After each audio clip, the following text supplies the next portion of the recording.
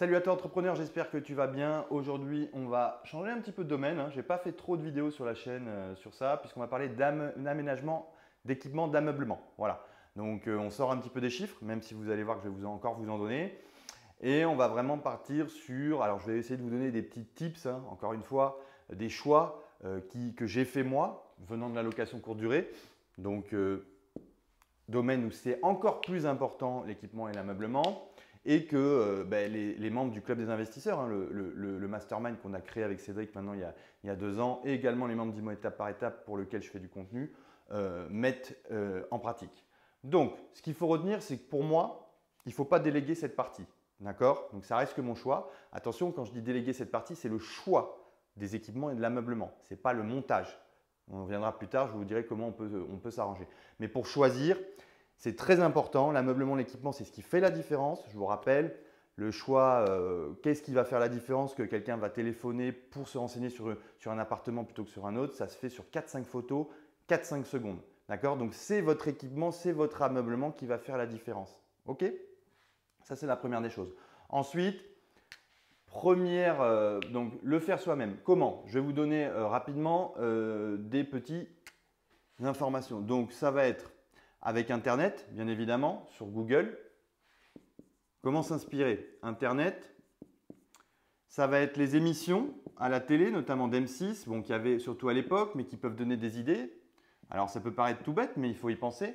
Moi, des fois, à une époque, je me forçais à regarder des échos, voilà, parce qu'il y a des fois, on trouve des idées. Ça va être des livres.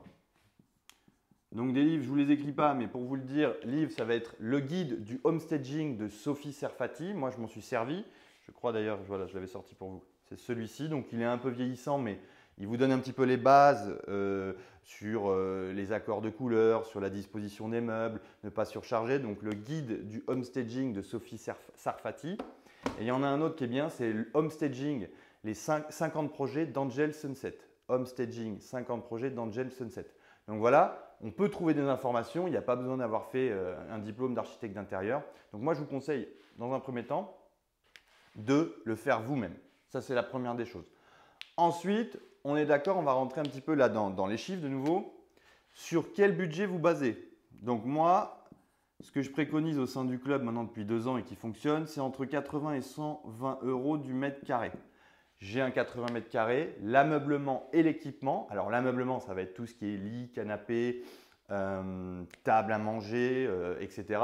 Et l'équipement non encastré, donc ça va être essentiellement l'équipement de cuisine. Donc ça va être le four micro-ondes, la vaisselle, les ustensiles de cuisine, cafetière, théière, bouilloire. Voilà, tout ça, tout ce qui n'est pas encastré. Donc on ne compte pas les plaques de cuisson et on ne compte pas par exemple la hotte.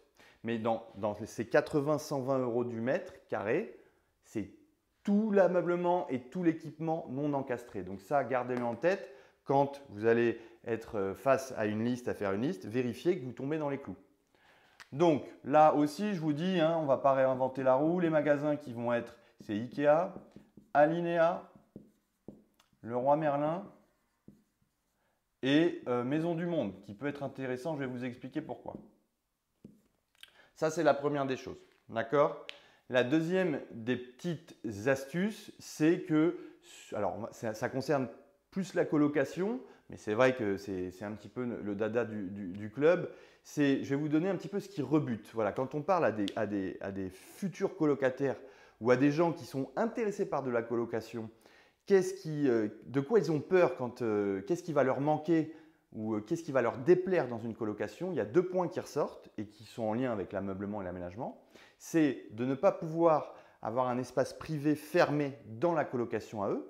Donc moi, je vous conseille sur de l'ameublement de l'équipement de mettre des verrous sur les chambres de votre colocation si vous faites de la colocation.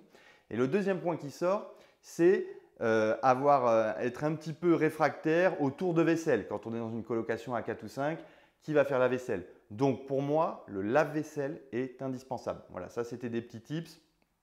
Ensuite, plus le marché est concurrentiel, plus il faudra être vers les 120 euros du mètre carré, d'accord, au niveau de la qualité des matériaux. Ensuite, autre petit tip, c'est soyez clivant. Voilà, surtout dans les marchés concurrentiels, dans les périphéries de grandes villes, par exemple pour les colocs, n'allez pas faire du neutre, du déco, enfin pas du déco, mais oui, des appartements témoins. Voilà. Maintenant, si vous êtes dans un secteur, une ville moyenne où en concurrence, il n'y a que des appartements dans leur jus, vous pouvez vous contenter de faire un appartement très propre, très neutre. Mais si vous êtes dans une ville concurrentielle où en concurrence, vous voyez qu'il n'y a déjà que des appartements témoins, soyez clivant. Tentez un papier peint imitation briquette nord de la France ou briquette loft new-yorkais. Faites un petit rappel avec la crédence de cuisine. Voilà, marquez les esprits. C'est comme ça que vous ferez la différence. Et le dernier point, ça va concerner si pour moi il y a un domaine où il faut insister, c'est la pièce à vivre, souvent avec cuisine ouverte, plus que les chambres. Voilà. Les chambres, ce n'est pas là que vous ferez la différence, c'est toujours la même chose. Mais ce qui est important, donc je mets cuisine, donc pièce à vivre, mais surtout cuisine. Pourquoi? Parce que besoin primaire, pyramide de Maslow, le besoin de se nourrir, c'est très important inconsciemment chez l'être humain. On est des mammifères et on sait tous que quand on mange, le repas est un moment d'échange, on sécrète des hormones, dopamine, sérotonine, des hormones qui sont plutôt sympas, qui sont agréables. Donc, insistez sur le pôle de cuisine dans l'ameublement, l'aménagement et démarquez-vous. Je finirai là-dessus. Il faut que le futur locataire se sente privilégié, qu'il découvre dans son appartement quelque chose qu'il n'avait pas forcément chez lui avant. Ça peut être par exemple une machine à pain. Ça peut être déjà tous les ustensiles de base, hein, cafetière, théière, bouilloire, presse à agrumes, tout ça, c'est des choses voilà, qui pour moi c'est automatique. Mais il va falloir trouver quelque chose qui fait la différence. Vous voyez ce que je veux dire? Donc, machine à pain, machine à popcorn, machine à sorbet, qui sont en lien avec l'alimentation parce que, et je ne vous parle pas du sucre, mais le sucre, quand on mange du sucre, après on sécrète de la dopamine, ça rassure, c'est rassurant, c'est réconfortant, ça renvoie à des souvenirs d'enfance. Donc, insistez pour l'ameublement et l'équipement sur la cuisine. Allez, à très vite, affaire à suivre.